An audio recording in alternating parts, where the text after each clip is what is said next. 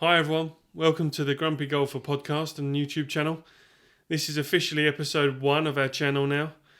Today we have a very special guest called Kale Heath, a professional from Norfolk. Welcome, Kale. Thank you for having me. You're welcome, no problem at all. Let's get started then. So, Kale, you actually turned professional start of last season? Yeah, like April time. Excellent. Okay, so tell me a little bit about your amateur career and what you got on with when you were playing amateur.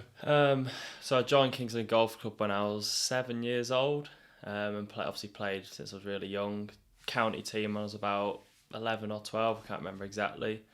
Played in all the county stuff, as much as kind of the England stuff as I could.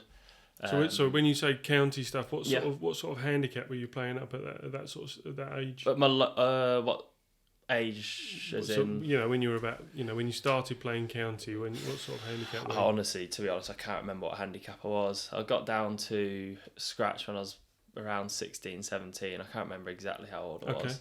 And then got down to +4 by the end of my amateur career, but I couldn't play as much as I wanted to because of COVID as well. So when I got low enough to play in some of the bigger things, I couldn't. But I played in the English amateur and stuff like that.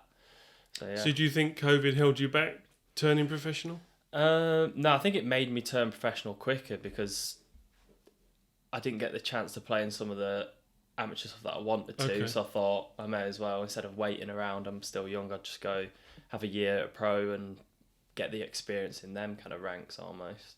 So did you win anything as an amateur? I did. I won quite a lot of the county stuff, like the county amateur and a few other county things, and finished second in the Eden tournament up in Scotland twice, and just a few good finishes in different kind of England events, but no massive wins. But yeah. Okay, so obviously at the end of sort of COVID, and you won the Norfolk Amateur Championship. Yeah. Whereabouts did you play the Norfolk Amateur Championship? Hunstanton Golf Club. Hunstanton, and that's actually a local club for you as well, isn't it? So are you a member there? Yeah, it's my second club. Nice course. Home course, nice easy draw. That's good. Yeah. That's handy. So, from moving from amateur to professional, how have you found your first season or your last year as your first season as a pro? I don't think it's massively different, as in level wise. I didn't feel like it was massively different compared to the top amateur stuff. It was more the travelling about, and once the season gets going, you're back for a couple of days, and you go again, you're back for a couple of days. And if you hit a bit of bad form, it's tough to kind of turn it around straight away because you don't have the time to sit back and get the practice in, because you don't have weeks off really, do you, once it gets going. So I think that's the biggest thing to adapt to, is just trying to be able to score even if you're not kind of playing your best, because like I said, you can't have a month off because you'll miss about 4 tournaments and you can't afford to do that. So what did you play last year? What events were you in? Clutch Pro Tour last year. Okay. Played pretty much all of them. Started off a bit tough, but then second half of the season had some good finishes, so it's good to hopefully keep that momentum going this season. Yeah, no, that's good. Yeah. So, and did you play in anything else? I mean, I know I think you played in Challenge Tour a few times. Yeah, played Challenge Tour at the end of the year at St Melian, which is where the Clutch Tour is opener this year. So played there last year on Clutch Tour as well, so I've played there quite a few times now. And played Open qualifying, played Hudson Trophy for Kings Lynn. I think that's pretty much it. Okay, so when you went up to Challenge Tour, for people that don't know, that Challenge Tour is classed as the second tier golf in Europe. It's one below the DP World Tour, so it's the feeder tour onto that. So it's quite a high step. Did you find that the quality and the standard was a lot better? No. I can remember telling someone, I can't remember who it was now, if it was even one of my playing partners at the time. If I didn't know it was a Challenge Tour event and I just turned up and played and no one kind of said it was a Challenge Tour event, I wouldn't have thought it was any different to playing on the Clutch Tour and the players you play with there. Obviously, the depth of the field, is really good and everyone's a very good player, but I wouldn't say I played with people and was gobsmacked with how they played, because I think one of the guys I played with was top 10 after the first couple of rounds and I weren't blown away with how he played. It's just more consistency, no silly mistakes here and there, but not a big difference, no. Yeah. Okay. Well, so I mean, one thing that obviously I'll go into a little bit of detail is that Kale actually used to be a player under my management company last year, and we helped him along all season. So I mean, so how did you find last year with regards to sort of the financial side of it? Because obviously at a development level golf, it's quite hard to get sponsors and all that sort of thing. How did you find that last year? Luckily, I've had a few good sponsors, and obviously the help of yourself through the management company as well last year. It's just trying to save costs as much as you can, whether it's staying with people, travelling with people, and just not being silly with it, like staying in the best kind of price you can for hotels and stuff. I think if you plan it out well and you get a few sponsors behind you, you can make it not silly expensive. But yeah, like I said, it's trying to get them sponsors in to start, which is the hardest thing. Yeah, I mean that's obviously one thing I think a lot of development golfers kind of struggle with a little bit. I think obviously it's not cheap to play at that level. I don't think people understand. Obviously I feel quite strongly about the fact that in golf, all the money is top end. Yeah. So when you're looking at DP World Tour, PGA, and like the Masters last week, they're winning millions and millions of dollars. And it doesn't tend to filter down, I think, to the development levels. I think when you're looking at a Clutch Pro Tour season for like yourself, with entries, with hotels, with travel, you're going to be looking at £8,000, maybe even £10,000 a season, isn't it? And and obviously you've got to make the cut. Yeah. Obviously now this year we've got on Clutch we have 54 hole events, so there will be a cut, and there will be a defining level of where that money comes down to. So that automatically I think puts the pressure on you players to to obviously to try and play well.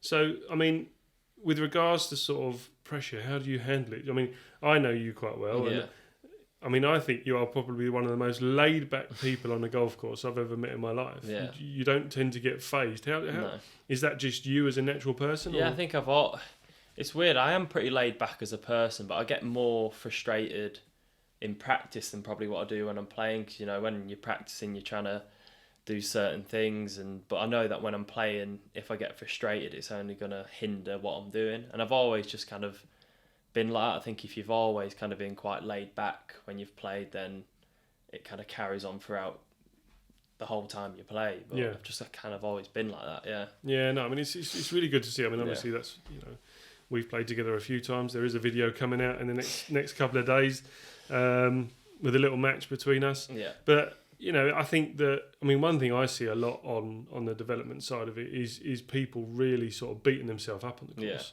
We know a few people, and they will literally batter themselves. Yeah. And I think there is obviously a lot of pressure there, and I think we talk about obviously the pressure at the top level. With winning millions, a putt can cost you $100,000 or whatever. But I think it's exactly the same. I think pressure is exactly the same on these lower, on the lower development tours. I think, at the end of the day, you're trying to feed yourself. You've got to make sure that you can try and get through that sort of thing. Yeah, definitely. So obviously you said, we'll go back a little bit. So you said obviously you started playing. You obviously remember at Kings Lynn. Yeah. You've been there ever since. Have you always been a Norfolk boy?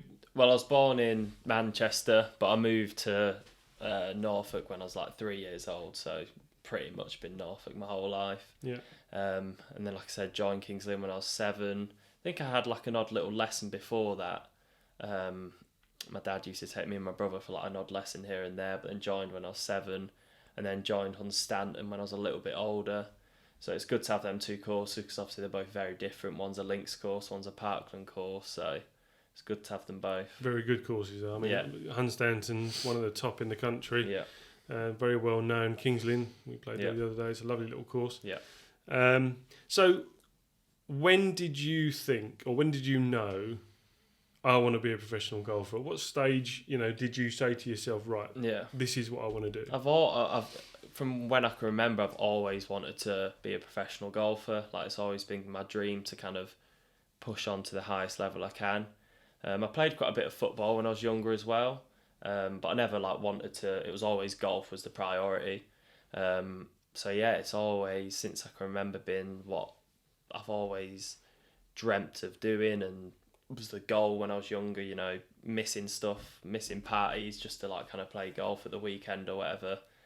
I knew I had to do that to keep progressing. So okay, so talk me through, or tell everyone, you know, what's your basic week. So do in your off season. Yeah. Tell me what you would do during, you know, as a standard week during your off season. Standard week, obviously, it's very much weather dependent in UK, this country. Yeah, but if I have like a good day, then it would usually be from kind of about now. I'm always been an early riser, so I'd always be up fairly early. But then get to the golf course for around 9ish.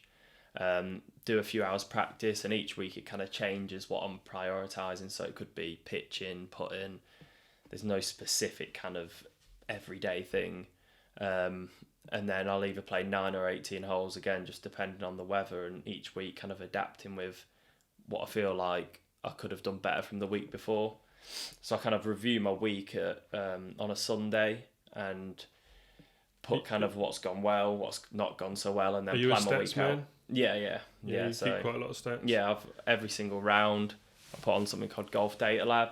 So then with my coach, I have something that I can compare it to, like whether it's PGA Tour averages or England squad averages, just loads of different averages, and then I can see where I'm doing not so well and where I'm doing well. So okay, so I'm not a massive stats guy, but it does help to have a little look. Well, not as bad as Matt Fitzpatrick's thing. No, it's in the Netflix. Not episode. Recording every single shot of it. No, since you're 11 or whatever it was. Okay, so that's obviously off season. What's your week like during the season? If you've got an event, let's say you're going to an event that's on a Monday and a Tuesday, what do you how do you plan your week? So if it's a really kind of trek to get there, so say St. Mellion, I usually go the day before the practice round, because obviously if you're travelling 5-6 hours, you don't want to then be playing 18 holes. And then practice round, I'm always fairly relaxed in a practice round, just kind of, especially if I've played the course as well, I'm more just seeing what the greens are like, just planning out kind of how I should play it the next day. But I'm not one of these people who would be hitting loads and loads of balls every practice round and stuff like that. I kind of just look at where I need to hit it and where I don't need to hit it really. And I've always kind of got a set routine on the tournament day. I'd get there an hour and 15 minutes before, and then it'd be putting, range, and then a little bit more putting. So I always try and stick to the same kind of routines because it's just nice doing that. So when you go and do your practice round, then, so where you say that you're not someone that just hits loads of balls in a practice round, so you're trying to build a strategy. So work out, because I think course management is obviously huge. So, and that's what you're trying to do. You're trying to look more, obviously look at the weather, look at, where the wind's coming from. And so that's what you're trying to do on practice rounds. Yeah, on my course guide, on the practice round, I'll write down on each tee shot the direction of the wind, like with a little arrow, and then what I've hit, and then how far I've got in. And then the next day I can kind of review that when I'm stood on the tee. If the wind's the same, I know if I hit this club, I'll have this far in, and whether it was good or not, I can kind of like decide then. So it just helps me with club selection, really. Yeah, because obviously some people don't know, but obviously during an event you can't use things like compasses, can you? And wind direction. Yeah. Obviously you can. I think at some levels, I think even at Challenge Tour, I think you're allowed to use laser. Guns or whatever they distance measuring things. Measuring devices. Sorry. So obviously that's quite an interesting insight into what you're doing during those sort of days. So when you turned professional, what were your goals within your first year? My goals were obviously I always have a target to win. That's always, there's no point in playing if you don't want to win, or you kind of, I wouldn't say expect to win, but you've got to believe that you can win. But also not putting too much pressure on myself, because it was my first year, and the whole reason why I kind of turned pro at 21 as well is just to get that experience under my belt, because I think already through last season I feel like I've improved massively, not just kind of mentally but technique wise. I feel like I've just learnt a lot about myself from last year, and I feel like it will just do me really good this season. So that's one of the main reasons why I kind of turned pro, was just to get that year that will just... I think the more experience you get, the better you become. Yeah. Like, especially if you keep practicing and you keep trying to improve, then there's no reason why you can't just keep getting better. In last year, what do you feel actually was your biggest development? Do you think it was mentally, or do you think there was one part of your game that specifically you really felt saw you through the season? I think it's I think mentally, like, I'm always trying to improve kind of technically and stuff. But there's only so much you can do, like I said earlier, during a season. So I don't think technically I would have changed masses. But mentally, I think just as the season went on, I just seemed to be performing kind of better week on week. And then once I played on the Challenge Tour, I noticed when I came back, and even just playing around my home course or in little games, I just felt so much more confident and stuff. When you've played at that higher level, I think your confidence levels and you just believe in yourself more, especially when you see that there's not a big difference. Like, yeah, no, I mean, obviously we went to St Mellion with Kale when he played in the Challenge Tour last year, and although admittedly you didn't make the cut, but I think there was a big sort of acceptance. Probably not the right word, but seeing that there's a very, very small margin there where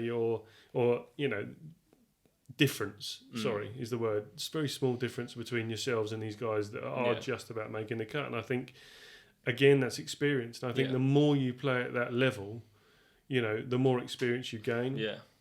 Obviously. And I think from your point of view, I mean, obviously I've watched you all, most of last year. And I think that, I think probably one of the best parts of your game is your driving. Yeah. I don't know what you think. What would you say is your best part? I would agree with you. Yeah, like obviously I hit it a long way, but it's pretty consistent most times. How many driver heads did you break last year? Yeah, a couple. Yeah. Yeah, it's crazy. I think when you hit the ball, you'll see in the video that we've done. It sounds like a cannon going off. Yeah. You're not the biggest guy in the world, but it sounds like a cannon going off when you hit the ball. It's fantastic. I think that one of the things. I can remember back in the day that I actually used to be one of the longest, but you're 65, 70 yards past me, which is obviously I'm a lot older than you, but that's part and parcel. So I'm going to give you. I've got 9 questions for you, right? So we're going to do a little quick fire questions. These are I'm going to. Are they golf specific questions? No, see they're a bit different. But what I've done is I've done 9 because obviously it's I couldn't do 18. That's too many. So I did 9, and they're just little insights into your mind. So we'll start with a tough one, okay? Yeah. So it's a one or the other, okay? Mm-hmm. Jack or Tiger? Who's the best? Tiger. Yeah. No, I think that's your age. But, Okay. The Masters or the Open? The Open. Okay. A draw or a fade? Draw with irons, fade with driver. Okay. Tea or coffee? Tea. Good man. Okay. Strange one there. Marvel or DC Comics? Marvel. Good man, like that. Okay. Netflix or YouTube?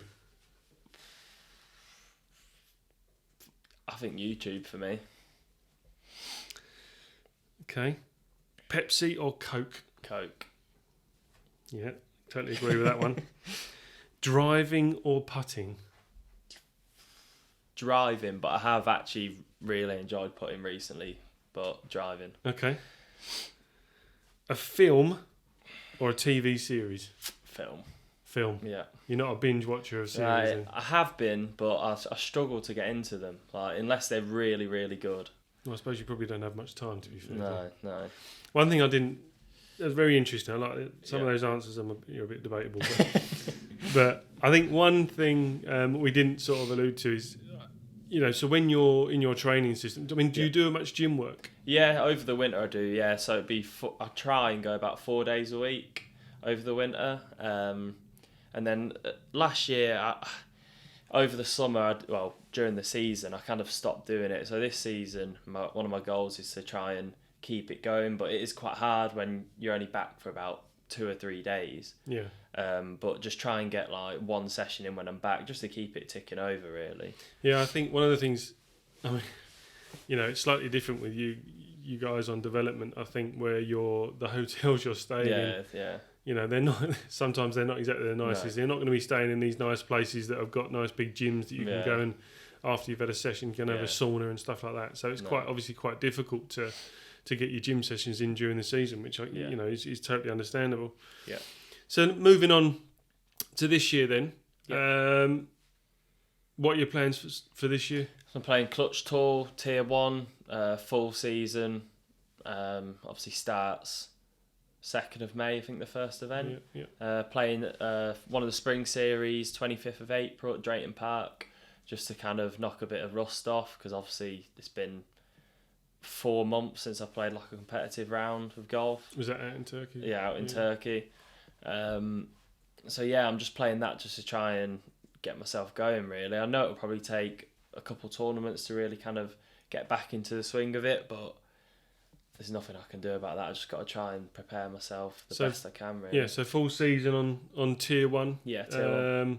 So obviously, those of you that don't know, Clutch Pro Tour this year, there's 2 tiers. Tier 1, which is £60,000 prize fund every week, which is a massive incentive for these players.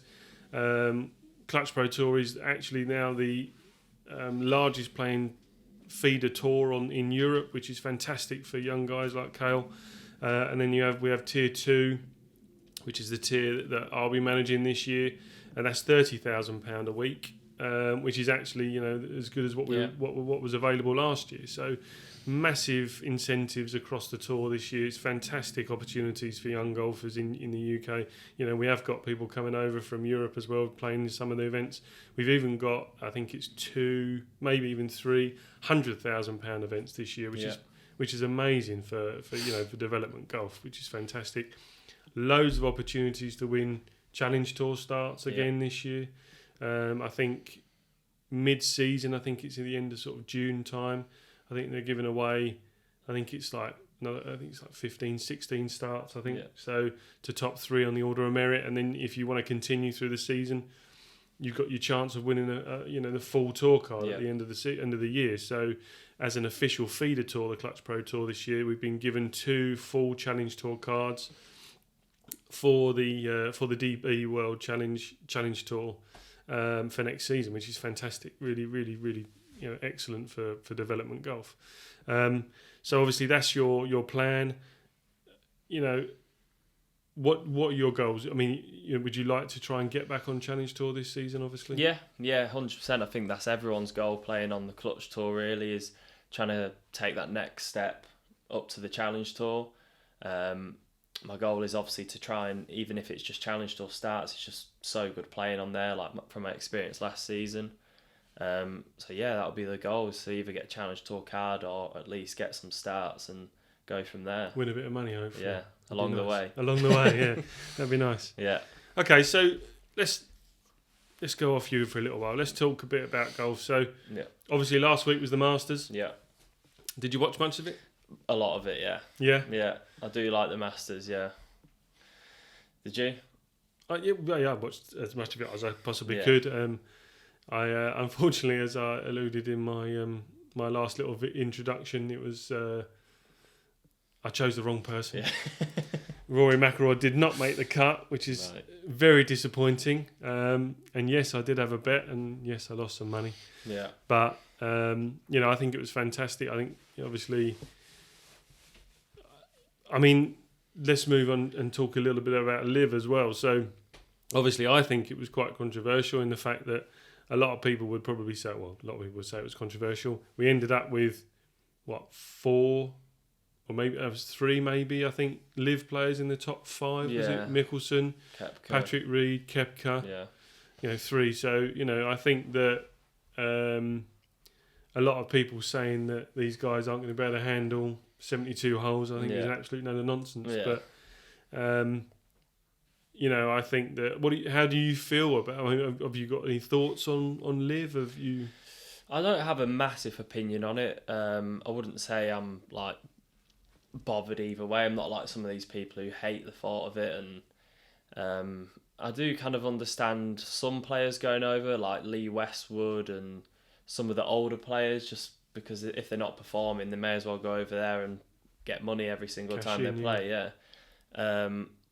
But then I think did you watch the Netflix series? Yes. I think that kind of showed a bit more insight as well as like why Brooks Koepka went over there. He was really struggling mentally. So and injury wise, yeah. So he probably thought, I'm going to go over there because I don't know if I'll be able to compete again. And then I think he said something this week at the Masters where if he'd been this fit and playing this good, he probably wouldn't have done it, or like along them lines. So I think... Yeah, I mean, I'm not sure whether he actually said it. I think it was more probably, I think Butch Harmon and Brad Faxon, I think, were probably the ones that probably alluded to it more. But yeah. Well, I mean, you can't blame people for going, can you? But no, I don't think so. I think, I think what they've done is tried to... build more of a bit more competitiveness, I suppose. Yeah. So, I mean, I quite like the format. Yeah. I think it's different. Obviously I've loved golf for many years. So, but I'm a great believer in, it's a very good saying of a friend of mine that I know, you either innovate or you evaporate. Yeah. So, golf can be very, very stuffy. Yeah. Is that the right word? Probably not. But, and there's a lot of old boys out there that don't want to change things. Yeah. Want to keep the old school. But like I say, if you don't innovate, you evaporate. So, and I think naturally, straight away, what it's done is it's made the PGA make changes. Yeah, it has. Yeah. By doing what they've done, PGA have changed things. Yeah. They've gone to, no cut events. Yeah. Which, so they're criticising the Live on one side, but then they're changing it and doing exactly the same thing. So, it's given the PGA a bit of a kick up the backside, which is, can't be a bad thing. No. It's only going to benefit the players. I think they've upped their money as well, haven't they? PGA Tour. Yeah, so. Up their money on most things. And it's even had an effect on the ladies' game as well. I don't think that we probably talk enough about the ladies' game. I think that the ladies are developing. I've done a lot of stuff on the ladies' tour and obviously caddied on the ladies' tour. And they make it look so easy, the game. Yeah. And I think there's a lot of these players, these men out there that like the Bryson DeChambeaus that are trying to hit it absolutely miles, but is he actually being successful? No. Debatable. Yeah. When you look at these ladies, I mean, look at Lydia Ko. I think her average drive is only about 255, 260. But she's world number one and she's flying it out there. So, I think that in the ladies' game, you have quite a distinctive difference. You have the ones that are bombers, I would class them. So they're like the likes of the Corder sisters, Charlie Hull, Lexi Thompson. They hit the ball a long way. Yeah. But then you have, the vast majority. And I think it's exactly the same in the men's game, to be brutally honest. You've got those ones like the Rorys. I think you can probably put Brooks in that category, and they are big hitters. But in the majority of players, and that's why you have an average at the end of the day. Yeah. What do you think happened to Rory? I don't know. I think people are saying like they hyped him up too much and that it's got to his head, but I don't think that would get to his head because he gets hyped up pretty much every single tournament. I just don't think in golf you can be like, oh, he's going to win it, because there's so many good players that play in the tournament. Absolutely. Anyone can win it. Like, people would not have been saying, oh, Brooks is definitely going to win it, or John Rahm's definitely going to win it, but for some reason, just because Rory was obviously going for the Grand Slam, everyone was betting on him and thinking he was going to win. But like and I know with golf, is anyone can turn up that week and win, can't they? Absolutely. You can't bet on it. It's not like a football match where it's just two teams. It's 100 odd players and all of them can compete. So I think that, one of the reasons I love golf so much is you can go out as an individual and do your own thing. I mean, I used to love going out just literally simply on my own on a golf course, peace and quiet. Yeah. Not so much nowadays because I end up looking for too many golf balls. But I think that that's why some people enjoy it so much. Is especially when they're playing with people, it's the social side of things. I think I think that's a massive part of the game. Yeah. And that anybody at the end of the day, as long as they can, I mean, you can hire golf clubs now, so anyone can pick up a golf club and try and go around a golf club, which is fantastic. I think that, there are places out there that anyone can go to. Yeah. Okay, so obviously this year, big year ahead then. So have you got any sponsors this year, or are you still looking for sponsors and bits and pieces? Yeah, I've got a few sponsors kind of locally. I could do. Are they from your like Kings Lynn and? Yeah, I've got one from Kings Lynn, and then just a couple of people I know who have helped me out, which is obviously really nice. Any support is obviously massively helpful. So I noticed this year you've got some nice Galvin Green. Yeah. So I'm been doing a bit of stuff for them, and they've helped me out for this season as well, which is really nice. When you say you've been doing a little bit of stuff, you mean you've been doing a bit of modelling? Yeah, doing a little bit. Been up to Turnberry, which was really nice, and then off to Portugal on Sunday. Well, I don't actually know when this is going out, but I'm off to Portugal soon. Yeah. So some hot weather, which is nice. It looks, I think it's saying about 30 degrees at the minute. And are you going to get to do any practice or playing out there? Yeah, I think I should be able to. I spoke to one of the guys and he said I should be able to do a little bit of practice kind of in the middle of the day, because it's quite hard to shoot, I think, when it's too bright, and obviously if it gets really hot as well. So should have a few days of being able to do some practice too, and then I'll come back on the Friday, then I've got 3 days, and then it's straight, and so it's kind of like the start of my season then, which feels like it's took forever to come round. So have they fully kitted you out? You got plenty of gear? Yeah, plenty of stuff. They've been brilliant, really, and obviously the stuff is so good. So yeah, I mean, obviously Galvin Green is a major sponsor for Clutch Pro Tour as well. They do some fantastic clothing, which is really nice. So we've all got all that stuff as well, which is fantastic. So obviously still looking for sponsors. So please check out Kale's social medias. Have a look at that. Like I say, we've got a video coming out very shortly with our little match with a couple of other guys. We're going to have Jack Yule, another fellow pro from Norfolk, on the channel soon as well. So Kale, thank you very much for coming. Thank you. Really appreciate it. Guys, check out the channel. Thanks for watching. Please subscribe and like. Take care. See you in the next episode.